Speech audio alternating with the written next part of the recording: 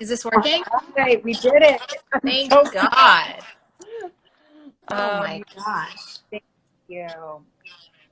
I Well, wish we can good. get this over to my page too.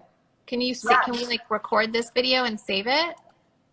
I think it'll record and go to my page. Others might have a better idea. Feel free to tweet and tell people you're on this page if you want.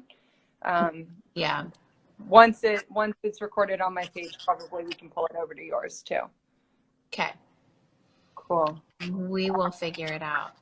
We will. Or maybe it goes, does it go on my page too? Because we're together? It would make sense. Oh, it's on both. They're saying it's on both. Okay. Yay. Okay. Yay. I was like, I bet there's a great blonde joke coming out of this, but I know the fact that we can't figure this out is like really bothering me.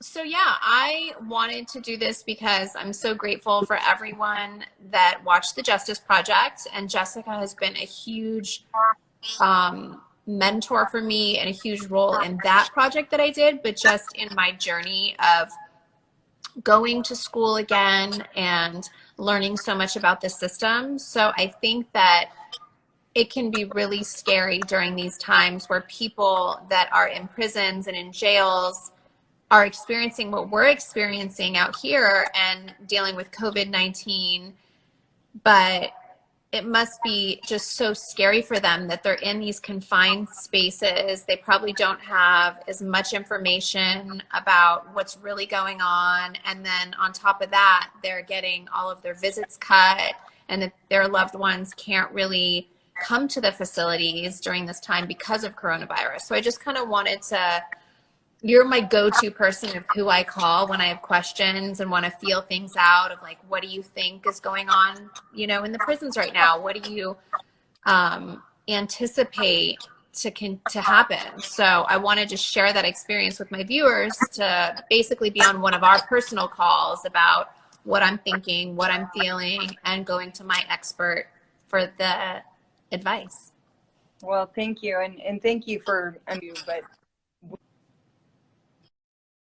we appreciate all the work you do all the time, but especially right now during the coronavirus, because there's 2.2 million people who are living behind bars right now that are essentially sitting ducks for coronavirus. They are stuck in tiny cells. They don't have the hygiene items they need. They can't get the soap, the hand sanitizer. I actually had a conversation with somebody in a facility the other day who said, he's having to make the decision, should he buy soap or should he buy food to eat for while he's in there. And many of them can't get hand sanitizer because it has alcohol in it. It's a contraband item. And then there's 2 or 3 people. Wow, I never thought about that. Yeah, I didn't even know that. and sometimes there's 2, 3, 4 people living in a cell that's like 6 feet by 8 feet. You've seen the cells, Kim. You can't socially distance when you're living 4 people in a 6 by 8 cell. So people are terrified. They also don't have the protective gear they need. I got a message from somebody's daughter the other day saying her elderly father had to fashion a mask out of his underwear, right? Like, you think about the level of indignity that somebody is that desperate to protect their own life. It's heartbreaking. And the people inside are scared. Their loved ones are scared.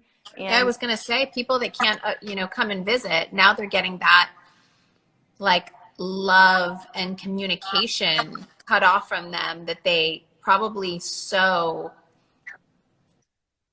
enjoyed and needed for their soul. But now they probably can't even make these phone calls because they are so expensive, and like every outside communication is being cut off from them. So the loved ones must be really scared and frustrated also.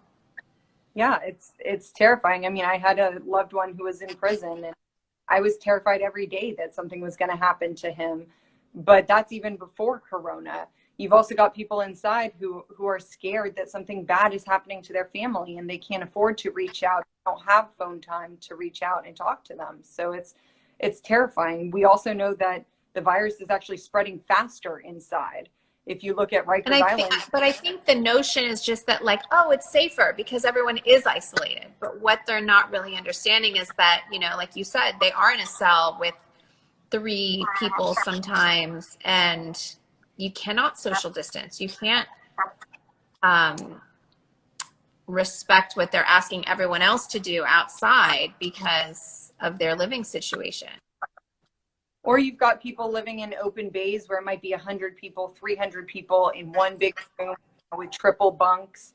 And then you've got people who are coming in and out of the facilities every day, the staff that works there that might be bringing it in or might be bringing it out to their families, to their communities. So it's really a high risk that the prisons and jails could end up accelerating the virus if we don't take the right precautions to protect people inside. Yeah. I mean, it's just so crazy to think of like, for me, I feel like everyone is just now forgetting about people inside when there's a huge pandemic like this, and everyone is just kind of fending for themselves on the outside when there's, so, like you said, 2.2 million people inside that need this protection. And it's so frustrating to see this happen and just to see that they're not safe. Yeah. No, there's a lot of stigma. I mean, this is what the Justice Project was about, right? Was telling the stories of people who are inside, because we need more empathy. We need people to realize that just because somebody made a bad decision and is doing time inside, it doesn't mean that they don't have value. It doesn't mean that they shouldn't be redeemed. It doesn't mean that they should get a death sentence from this virus just sitting there. So what can people do? That's the one question that I get asked all the time. When the amount of phone calls I got after the Justice Project was like, okay, it's clear as day. I completely understand. You showed a whole different side to the justice system. But what can I do? What can I do to help? So what would you recommend for people to do? And I always want to know that when people ask me, where can I direct them to go? I know you work with, you know, you're a co-founder of Cut 50. Maybe you can explain to everyone what that organization is and what people can do to really help. Well, I think so. I threw in my bio, I threw a link to a petition where you can sign our petitions to lawmakers. It also has a tool where you can call them directly. We've put together a safer plan. So their recommendations, Erin Haney, who you work with as well, jumped into action, worked with experts across the country, put together the safer recommendations that will help jails and prisons stay COVID-free, help protect people inside there. Now we need the lawmakers to adopt them and implement them. So I'd say go to my bio, go to the link in my bio, sign our petition, tell your lawmakers, you know, I care what's going on inside our prisons and jails. We don't want them turning into morgues.